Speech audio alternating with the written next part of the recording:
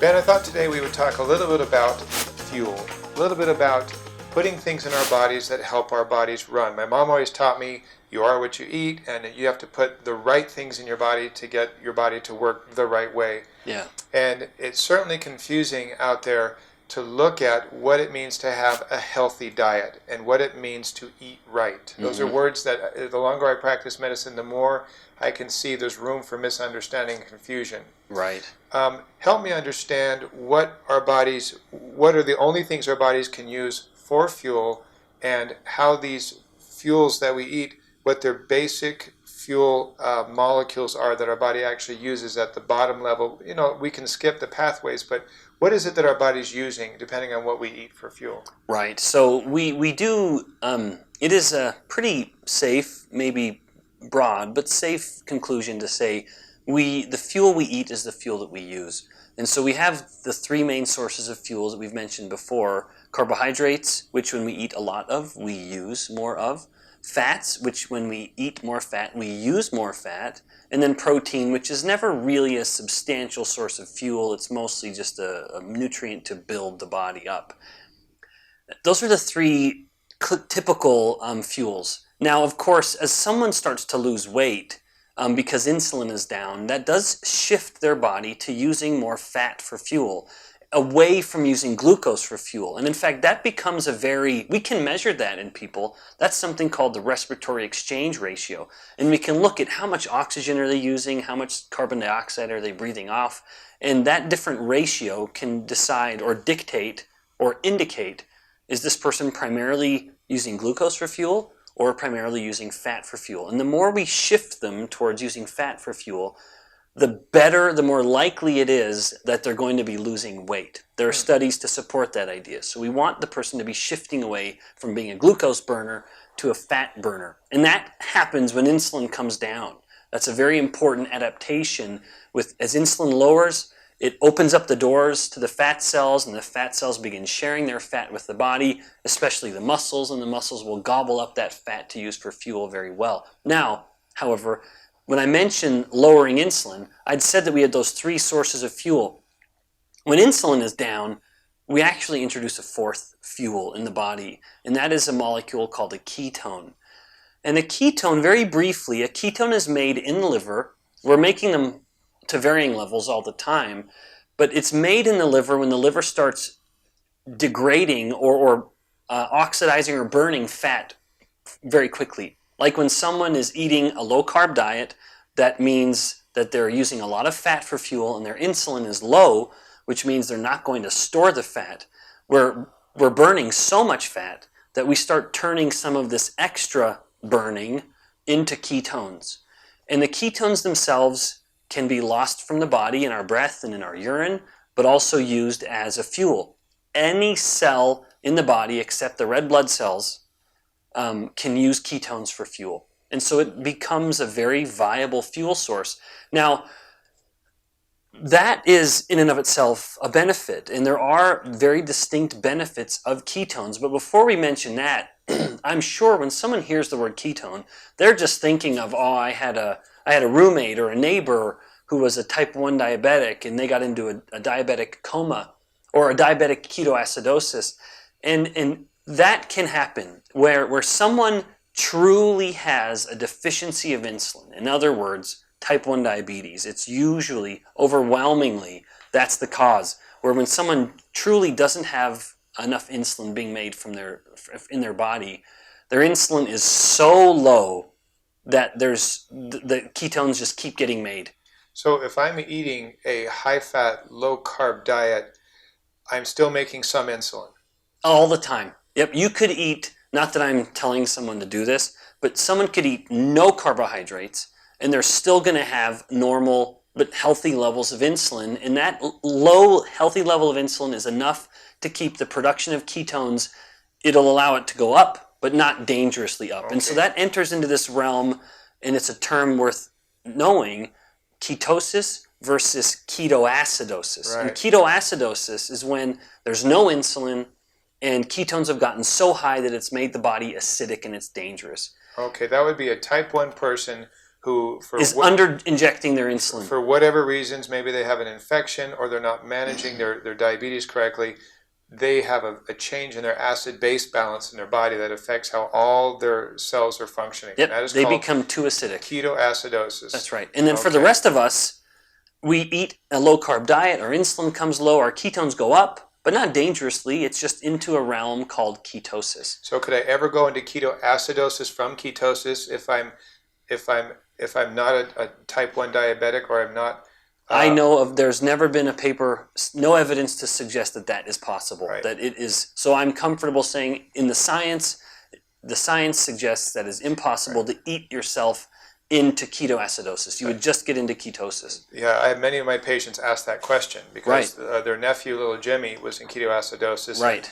And I'm asking them to move into an energy state called ketosis. That's right. And they're worried that will happen to them. Yeah, and it will not. It will not. You can't. A healthy non-type 1 diabetic cannot eat themselves low carb into ketoacidosis, merely ketosis. So let me talk to you about the efficiency of this nutrition program, because prior to me really understanding how to control insulin as a basis for my health, I was taught to eat every 2 to 3 hours and eat a moderately high carbohydrate meal. And I would eat a breakfast and come to work with my snacks all planned out. And when I would exercise and do my long rides or runs, I would always have my every 45-minute to 1 hour carbohydrate loads.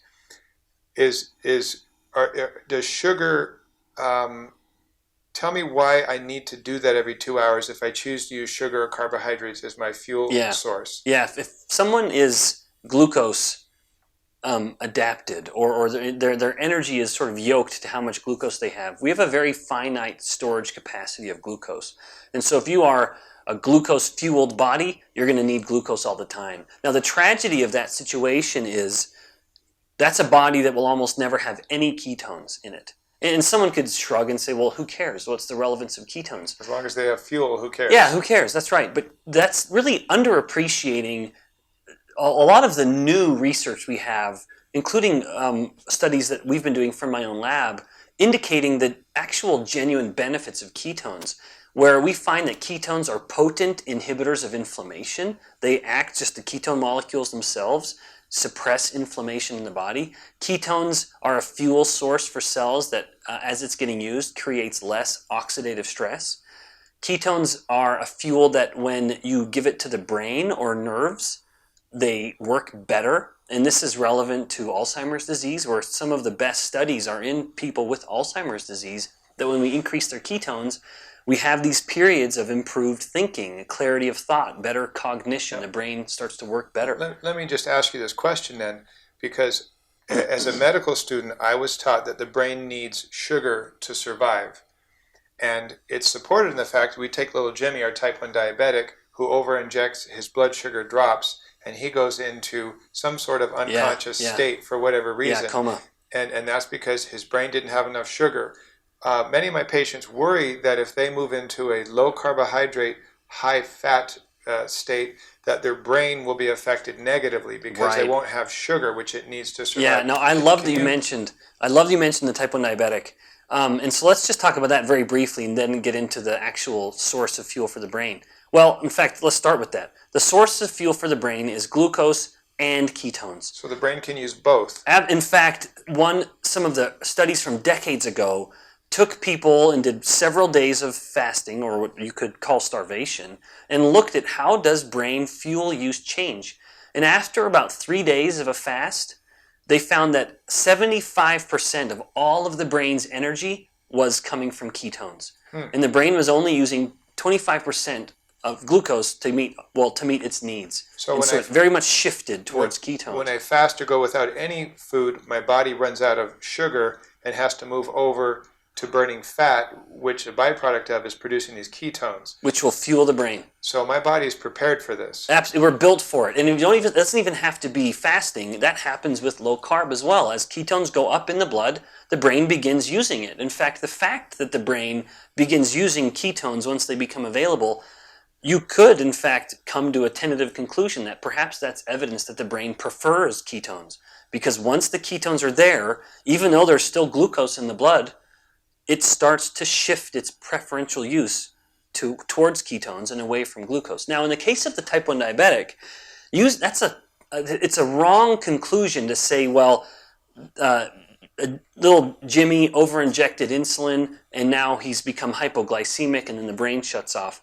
But it still comes back to ketones, because when little Jimmy overinjected with insulin, not only did he push his glucose too low, he also stopped making ketones.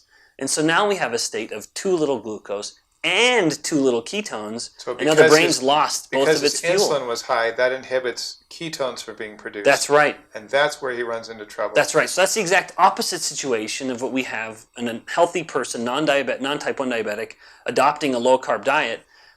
Glucose load in the blood comes down, insulin comes down, ketogenesis in the liver starts happening, and now they get into that realm of ketosis. Which allows ketones to be made. Yep, and then we start using them. And beyond using the ketones, I'd said how they're anti-inflammatory, they produce fewer reactive oxygen species or less oxidative stress. We found in my lab that ketones also increase metabolic rate, and it starts to have fat cells act in a faster state, and it makes them more metabolically active. And that could explain why there are multiple studies that find that when you put someone into ketosis, their metabolic rate goes up. Help me understand, just for those who are wondering about it, well, don't you still have a higher acid state in your body if you're using ketones as a fuel source?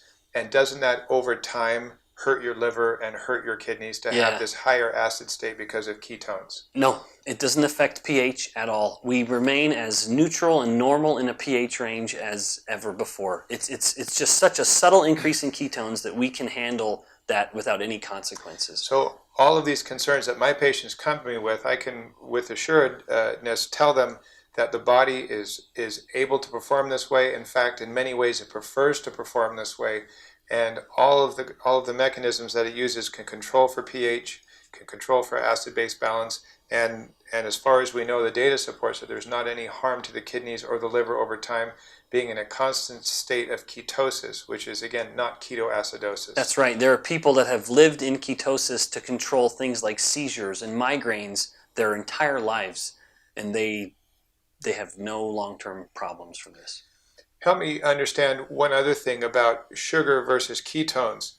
When I eat a sugar meal, and I'm not diabetic, because I know diabetics can actually urinate out sugar when they get so high, my body is usually very efficient at storing all the extra unneeded energy in that sugar meal. Is that right? Yeah. What does my body do with the ketones, the excess ketones? Yeah, so there is no storage for ketones. It will use the ketones, or it will get rid of them in the urine or the breath. And that's not a sign of pathology, or it's not a sign of disease. It's just ketones aren't stored, they are used. And you could say that because insulin must be low for ketones to be made. And if insulin is low, then the body's not storing energy, it's using it. But that introduces this novel new area of exogenous ketones, or drinking ketones, where we have entire companies that are based on the idea of drinking ketones. And there's some relevance to that, but in other ways it's not, and it's misinterpreted. We're talking about ketosis in the context of metabolic health. For me, as a scientist who studies insulin, the benefits in part of ketones is that by looking at someone's ketones, I can come to a general conclusion of what their insulin levels are. And if their ketones are up into the range of ketosis, then I can conclude, you're in ketosis because your insulin is in control. Someone can drink ketones and get into ketosis, and yet they could drink those ketones while eating a bagel and say, hey, look, I'm measuring my ketones from my blood or on a urine strip, and I'm in ketosis while they chomp on their bagel, which is increasing their glucose, which is increasing their insulin. In that instance, the body would be turning ketones into fat and storing the ketones. However, I'll back up. I'll say this. Exogenous ketones may have a part in fueling the body for sports. Ketones, that's right. Drinking ketones may be relevant for someone who needs ketones for fuel during an athletic event. If it's a fat-adapted athlete, they can drink the ketones to fuel the body. It may also help control inflammation, and it could help improve cognition for a period of time. But if someone's drinking ketones wanting to improve their metabolic health, that's not the way to do it. You want to be in a state where you're making your ketones, Right. not drinking them. So if I'm a type 2 diabetic and I want to stop the disease progression of all the things that type 2 diabetes does because of high insulin Yep. and high blood sugars, drinking ketones is not going to give me the same benefit as eating a high-fat, low-carb diet where my body produces its own ketones, because it implies that I have stopped or at least halted to some extent all those disease progressions from my type 2 diabetes. That's right. We're not doing this. The end result isn't just ketosis. If the end result of all of this were just getting into ketosis, then drinking ketones would be fine. Right. But because our aim is to help people appreciate the relevance of insulin in disease, drinking ketones does not solve that problem. Right. We still have high insulin problems. That's right. So as my analogy to my patients is, it's like going to the supermarket and buying vegetables and taking them and setting them in your garden and saying, look what a wonderful vegetable garden I have because of all these vegetables. Yeah, you have the end product, but you didn't take what it needs to get to that end product. Right. Well, thank you for answering that question. Thank you, Dr. Bickman, for spending time with us today talking about a very complex issue of ketones and fuel sources. Thank you.